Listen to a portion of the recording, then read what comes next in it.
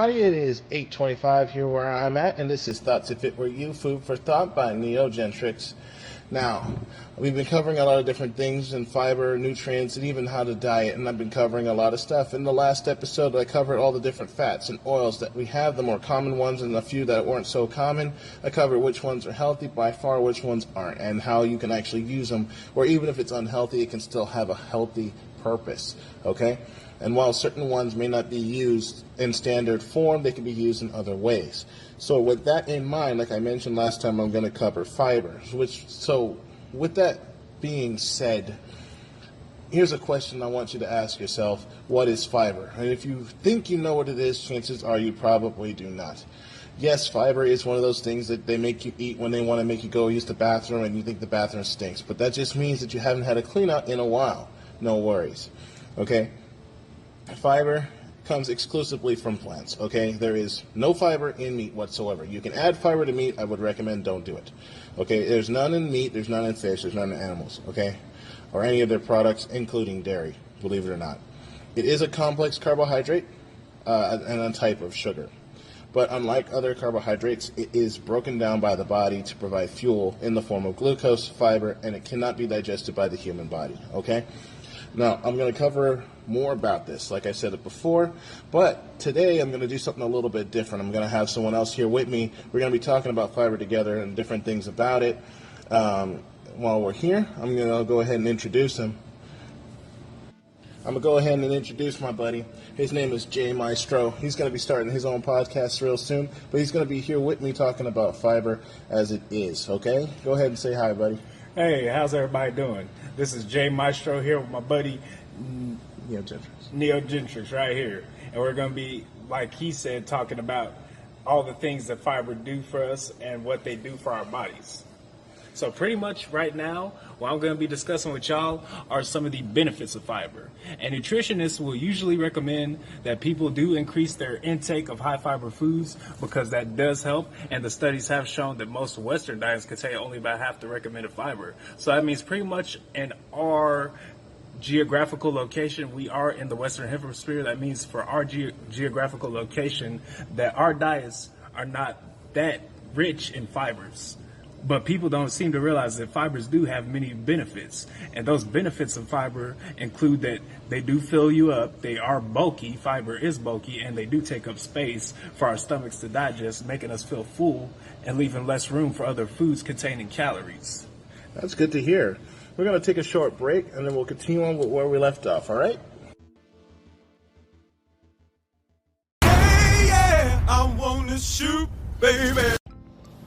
And we're back, guys. And like you did say before about the nutritionists, yeah, they do a lot of research on it. And, you know, fiber is necessary for our well-being. Yep. But we gain no nutrients or energy from it, okay? It holds no calories as it's not digested. It just passes right through your digestive systems. So when I mentioned earlier about getting the clean out, this stuff actually helps you do it, okay?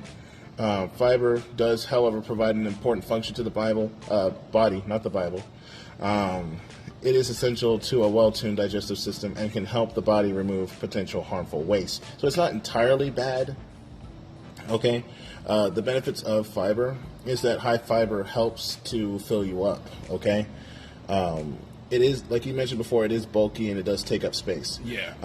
The next thing to note is that fiber that is high in foods that are high in fiber keep you fuller longer, and it is well known for being a sustaining regular bowel movements, okay? And it helps maintain your colon and keep it healthy, all right? A lot of people who eat a lot of fiber tend to look a lot slimmer. So even if you don't have a high active digestive system, this will still help your body move the stuff through your body faster. So it does actually, in a way, help it. So if you wanted to eat food that are like heavy or fatty and whatnot or high in sugars, eating a lot of fiber along with it will have it pass through your system a lot quicker and you won't gain as much weight, okay? And with that in mind, there are different types of fibers.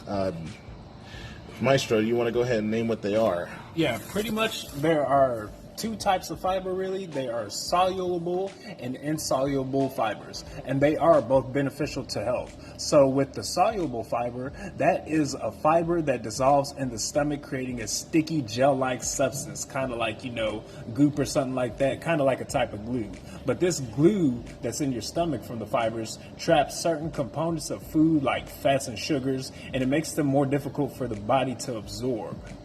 Okay, if that's the case, then that means that sugars, carbohydrates are absorbed more slowly, and into the bloodstream, sugar levels are steady and they keep longer, so it doesn't go up and high, creating like high blood pressure.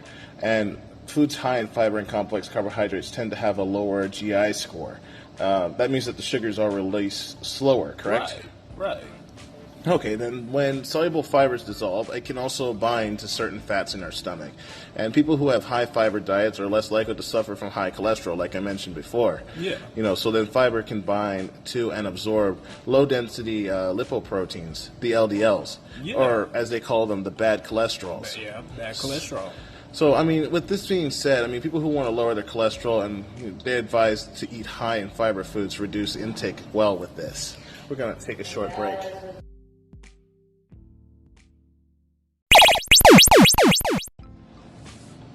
Okay. And we're back. Like we mentioned before, there's different kinds of fats, and they all have different functions. Like the soluble fats are the ones that we're talking about. They're good, they go through your body. And people who want to lower their cholesterol, therefore, are advised to eat high-fiber foods as well as reduce their intake of saturated and trans fats, as I already covered before. Foods that contain good levels of soluble fiber include oat, barley, most beans and peas, whole grains, as found in cereals, brown bread, even wheat, nuts and seeds, fruits, and vegetables. These things go right through you, but they're also really, really good for you if they're longer. And these are better for you, but there are other foods out there that aren't as good. Yeah, and you're right, but you're also forgetting that there's another type of fiber that we have called insoluble fiber. And with insoluble fiber, they do not dissolve in water or in your stomach, but rather it absorbs water and increases in size as it's absorbing. And insoluble fiber will pass through your digestive system, and it provides bulk and moisture of stools, and it is a natural laxative, thus reducing the symptoms of constipation. But bulkier stools are also helpful in cleaning the wall of the intestine, removing waste and promoting a healthy colon. So pretty much the insoluble fibers just make sure that your body's staying regular and that your bowels are at a decent size. This is help for people who have an issue with irritable bowel syndrome, which is actually an issue that a lot of people have to deal with. As far as I know, people who have that should be cautious about eating these types of foods, especially soluble ones, or especially on an empty stomach, which is not recommended. No. It is important for a healthy diet to trigger it triggers the symptoms for it. And it is recommended that sufferers mix high insoluble foods with less other fibrous foods, just to basically minimize their problems. Correct. Okay, and all these foods that contain good levels of insoluble fibers do include whole grain wheat, as it includes bran, corn, and also popcorn as well, oats and oat bran, especially oat bran cereals, nuts, and then you have your fruits and veggies as well that will provide those insoluble fibers. I hate to intrude, but when you say fruits and vegetables, you're talking about mostly the skins, right? Or is it just the fruit itself? I'd say it's more or less both. There are some fibers that you can't get from the skins, but more or less I feel like the fiber content comes from what's in the fruits. That makes sense. Unlike bran, it's hard on the outer layers of the cereal, which includes wheat, barley, oats, and rice. But we did bring that up before. Depending on the brand you have, it could be good. I'm talking about brand, like bran cereal, bran oats. Whole wheat has the insoluble fibers, but the regular one doesn't. So we'll take a short break here and be right back.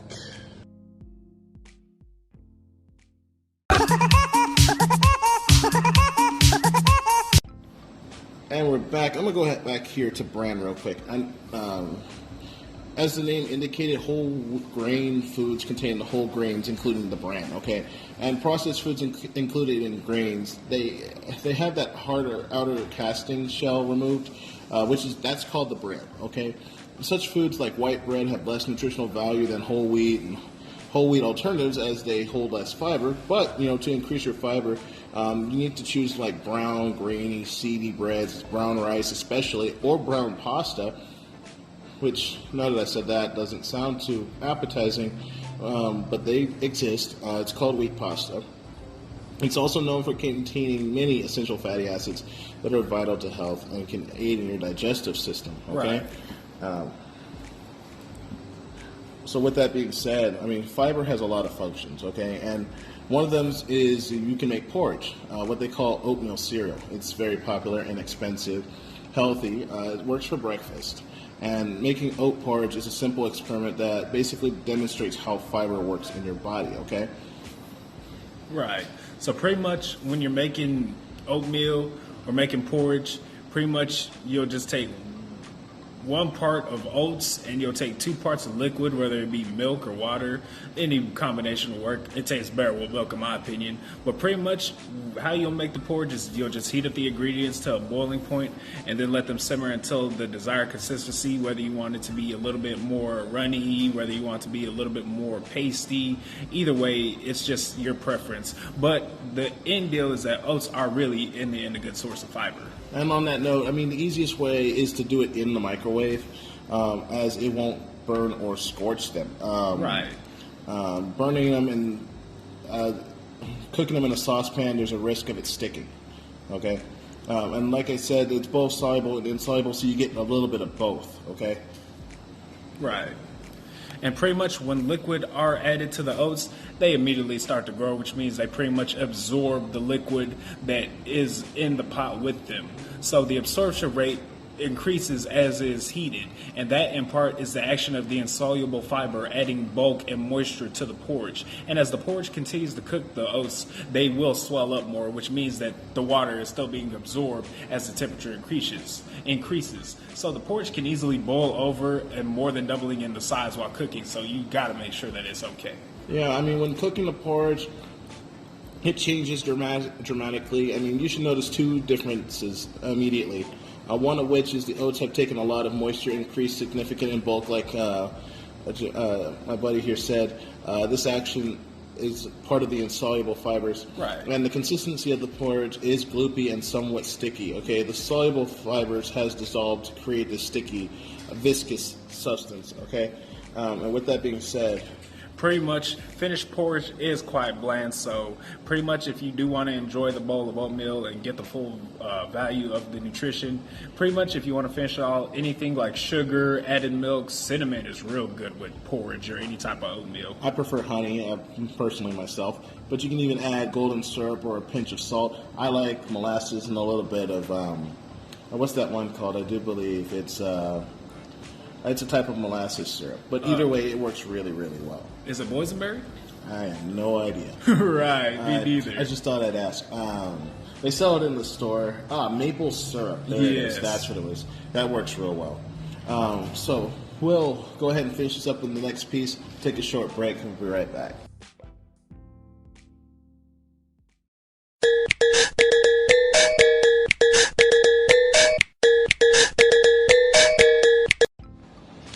All right. So the last thing that I want to go ahead and cover here is a little uncomfortable to mention, but how do you say this word? Flatulence. Oh, great. Then you talk about it. All right, man, I'll take over it. So pretty much with flatulence, if you don't know, that's pretty much the scientific term or terminology for fart. So pretty much one common side effect of eating a fiber-rich diet is that you are going to be a victim of flatulence or farting. Although humans cannot digest fiber, the bacteria that is present in our intestine and colon can, at least to some extent. So the byproduct of the bacterial digestion of fiber is gas. Levels of bacteria and their ability to digest different types of fiber vary in different people and at different times. This is why some people are more likely to suffer from flatulence than others. So it really just depends on your body type and how you are and what your diet is, depending on how you fart. As explosive as that explanation was, we'll go ahead and move on a little bit. In summary, it is a well-known fact that fiber plays an important part in our healthy diets, okay? like you mentioned, although we don't gain any energy or nutrients from fiber, we cannot digest it. It helps keep our digestive systems healthy, and it can also help in a lot of other areas. It has other beneficial effects, like lowering your cholesterol and the risk of certain cancers as well. I mean, furthermore, for the record, high fiber foods make us feel fuller for longer, and it can therefore also be helpful with weight loss. I mean, it's one of those things that a lot of people don't consider when they try to diet. You can eat whatever you want. You can eat however you want. But if you don't have a balanced diet that contains some fiber, like a lot of apples or bananas in some cases. But see, what also plays into that is the fact that more people, when it comes to fiber nowadays, they don't really want a diet high in fiber because they're worried about the gluten factor of the fiber diet. They're worried about how the glutens will affect their bodies and their digestion and how that plays into how they're able to maintain their body. But the thing about that is, if you're actually eating what you're supposed to and you're maintaining a gluten-free diet, if you're having one of those, or a low-gluten diet, if you're eating like you're supposed to, you can still have a lot of high dietary foods with fiber in it. On that note, if you're eating a lot of fruits and vegetables and the right kind of oils, this shouldn't even be a problem. Right. As acai berry is also an antioxidant berry, it also contains fiber as well.